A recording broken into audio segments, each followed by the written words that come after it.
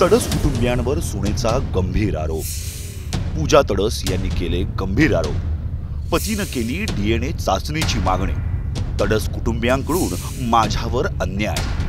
भाजपच्या उमेदवाराच्या कुटुंबियांवर सुनेचा गंभीर आरोप। सुषमा अंधारेंनी केली उमेदवारी रद्द करण्याची मागणी। महाराष्ट्रात सध्या भाजपचा एक उमेदवार चांगलाच अडचणीत आलाय।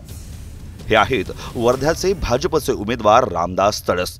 त्यांच्या सुनेनं त्यांच्या तडस कुटुंबियांवर गंभीर आरोप केले आहेत। या दृश्यात रडताना दिसणारी ही महिला रामदास तडस यांची सून असल्याचं सांगतेय।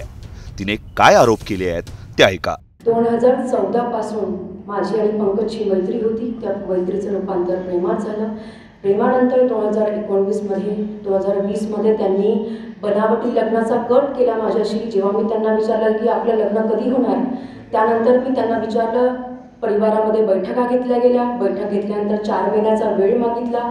4 महिन्याचा वेळ मागितल्यावर कोर्ट मॅरेज, आता कोरोना आहे तर कोर्ट मॅरेज करू असा प्रस्ताव मांडला आणि आपण नोंदणी पद्धतीने हे लग्न करत आहोत म्हणून माझ्याकडून ते कागदावर सह्या घेतल्या गेल्या।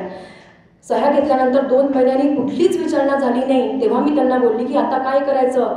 जो फ्लॅट त्यांनी बुक केला होता त्या फ्लॅटवर नेऊन माझा अत्यंत घाणेरड्या पद्धतीने माझा उपभोग घेतला गेला। तिथे गेल्यानंतर तिथे मला प्रेग्नन्सी राहिली आणि जेव्हा मी म्हटलं की आता काय करायचं, तर म्हटलं की आपल्याला सर्व समाजासमोर चांगल्या पद्धतीने मोठ्या पद्धतीने आपल्याला लग्न करायचं आहे, तर आपण सध्या हा बाळाचा विचार काढून टाकू। यापूर्वीही माझं एक अबॉर्शन झालेलं आहे। आयजी, डीजी, गृहमंत्री, मुख्यमंत्री यशोमतीताई ठाकूर, त्याच्यानंतर नवनीतजी राणा, त्यानंतर चित्राताई वाघ, त्याच्यानंतर रुपालीताई चाकणकर, सगळ्यांपर्यंत पोहोचली। सगळ्यांना माझ्याविषयी मी सगळं सांगितलं आणि जेव्हा कुठूनच यांचा काहीच जेव्हा मला हे झालं नाही, तेव्हा कुठल्याही स्त्रीला वाटते की आपण आपल्या न्यायाच्या लढाईसाठी आपण समोर जावं। त्यांनी माझ्या फोनचा दुरुपयोग करून त्यांनी माझ्या फोनमधून कट पेस्ट करून माझं बोलणं सगळं हे केलं आणि त्याच्यातून एका बायकोवर तुम्ही जर म्हणता की बायको खंडणी मागते, तर उद्या प्रत्येक स्त्री आपल्या नवऱ्याला पैसे मागतात की मला घर चालवायला पैसे दे। एवढे गंभीर आरोप झाल्यानंतर पंकज तडस यांनी समोर येत पूजा तडस यांच्यावरच पलटवार केले। माझ्यावर आरोप केले हे सिद्ध तर करावं। यांचा हनी ट्रॅपचा प्रकरण होतं गेल्या 2020 पासून आणि 20 मध्ये यांनी माझ्यावर हनी ट्रॅप केला। त्याबाबत मी पुराव्यासहित माननीय न्यायालयामध्ये गेलो। न्यायालयाने 10 लोकांवर गुन्हे दाखल केलेत, त्याच्यात आरोपी वाढेल। त्यापैकी 8 लोक हजर झाले, 8 लोकांना जमानतीवर सोडले गेले। पूजा शेंद्रेला आणि पूजा तडसला जर समजा माझ्यावर आरोप करायचे आहे तर हीच वेळ का?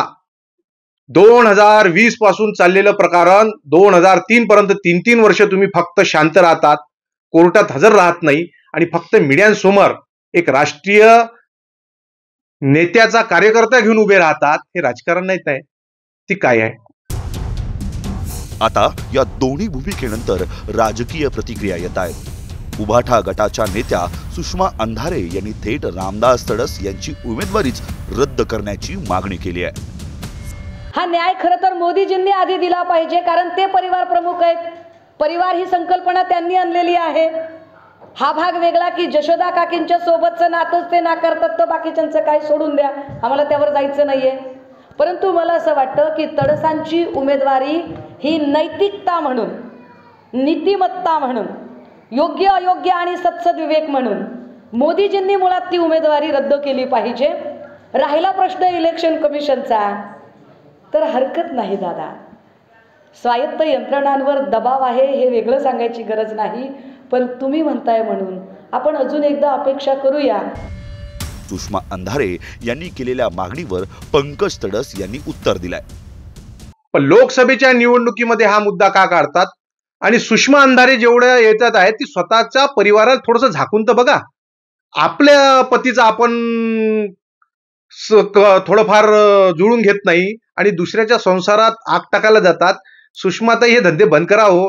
आणि ज्या पक्षाची, विरोधी पक्षाची तिकीट आहे, कमीत कमी त्या कोण्यातरी एका राजकीय पक्षाचं इथे वर्धस्त लाभलेलं आहे या प्रकरणाला। त्यामुळे हे प्रकरण आता मीडियामध्ये येऊन राहिलेलं आहे। 2 वर्ष 3 वर्ष तुम्ही या प्रकरणात काहीच बोलत नाही।